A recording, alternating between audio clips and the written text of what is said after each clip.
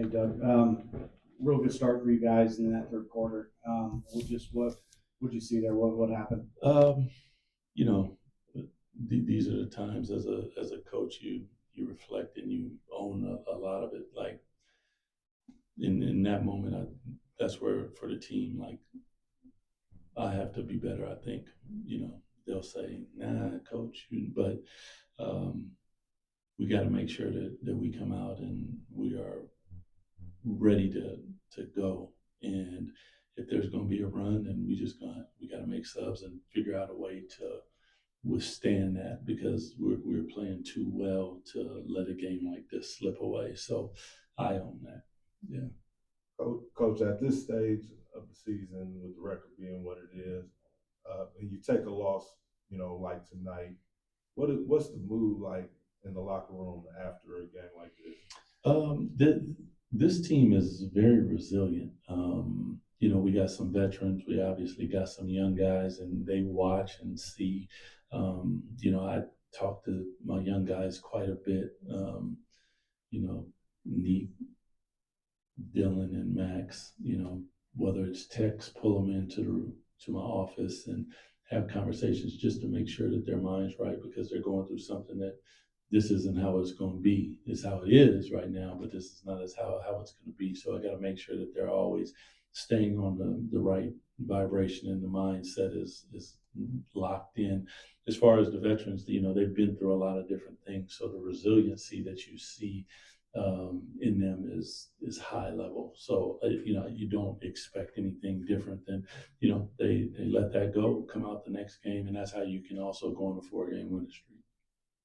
Coach Chris, you did talk a little bit about Toronto, how they would approach this game. Yeah, and they did just that.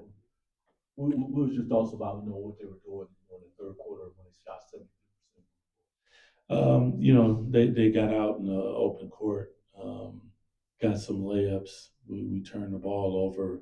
You play right into what you didn't do in the first half that got you the lead, and you didn't allow them to do that. Some miscommunications on defense that we didn't have in the first half. And when you give a team like that, all of a sudden, the ball starts going in because they get a little bit of confidence. They see it go in, and then guys start making shots. Doug, we've seen a lot of rookies come into this league and want to work on the areas of their game they know need work. Mm-hmm. It seems like Dylan knows exactly what he is at the NBA level and really plays to those strengths. How valuable is that to have a rookie that's so confident in who they are as an NBA player? Well, first and foremost, I think that sometimes in today's basketball, it's like, even though a guy might not be a quote unquote shooter, it's like, shoot the three. But that's not necessarily their game and what they do. And I personally think that you allow them to do the thing that they do, and then you develop them, and then never lose the thing that got you here. And for Dylan, his energy, his rebounding, his defense, his physicality, we'll work on the rest. Like when he got here, that little hook shot wasn't with him, but he's worked on it to the point where he's confident enough to shoot it. Even catching the ball in the pocket and coming to a jump stop and spraying. That wasn't something I don't think that was necessarily part of his repertoire, but we work on him with all those different things, and I think that you see that. But the confidence comes from doing the thing that he does, and even the celebrations, like we'll find the medium of where we need to be. I have no problem with what Dylan brings. Doug, we just talked to him. Like, when did you realize that Dylan was going to be an NBA player? Because I mean, you look at his college stats, 5 years of college, and it didn't look like he was going to make it, but here he is. Whether you believe me or not, like right away, because for me, and I'm speaking us, Scottie, BJ, we value what he does, and I don't think everybody values what he does. But for us, defense really means something. Rebounding really means something. Rim protection really means something. Communication really means something. And when you talk about the standard and the pillars and all those things, he, Max, Neek, they are all those things. So when I saw him, and a lot of my coaches were like, "Oh, you're in love," because that's what happens. It's like, he loves the kid. And I was like, nah, man. Like what what I'm looking for, I see it right there. Now, we need to polish it and buff it, and I get that. But the base of who he is all of that.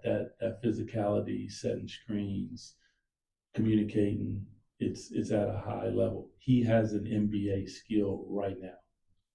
Yeah. A lot of zone defense from you guys tonight. I feel like some of the most we've seen all year long. What do you think of the impact it had on the game and your guys' execution of it? You know, early, I thought it was good. They ran one double X play with Quickley down the middle, and I was figured that they probably would coming out of the half, but wanted to see what they did. I believe they're 27th or 28th in zone offense, so that was part of the game plan, is to come out and play zone, and it worked early, and then the communication just wasn't there in the second half, and that's where a lot of that happened. And you know, got to be better in that, and if not, then we got to make subs and get guys in there and figure it out. Coach, 45 games into the season at this point, you always talk about the pillars and the standard that you want to play, that you want the team to play at. And I know obviously it's not going to come overnight and then talk about the loss today, but overall, would you say that you're starting to see more of that standard being displayed as opposed to at the beginning of the season, or is it the same, or answer that for me, please? You know, there was a really good 4-game stretch where it was spectacular, and all of the defensive metrics were top 3, 5 in the NBA. And now we've regressed a little bit to where we're seeing it in spurts. And that consistency is difficult in the NBA, but it's going to be the requirement of what it is to be here. So, and that's my job, is to coach that. So, and I have to be good at that as well. So I see it. I think we see it. We can feel it, but there has to be a level of consistency that's obviously higher than 3 quarters. When we play it for 4 quarters, you might, you know, the game is about mistakes. So it's not like we're not, you're saying you're going to be perfect, but when we call it out, then everybody has to correct it. Otherwise, we need to adjust, make subs, and get people in there that is going to do it. And then you'll see your next time when you hit the court again. And, you know, that's up to me to definitely coach to that standard as well. Thanks, everyone. Right. Appreciate y'all. Let's go. Yep.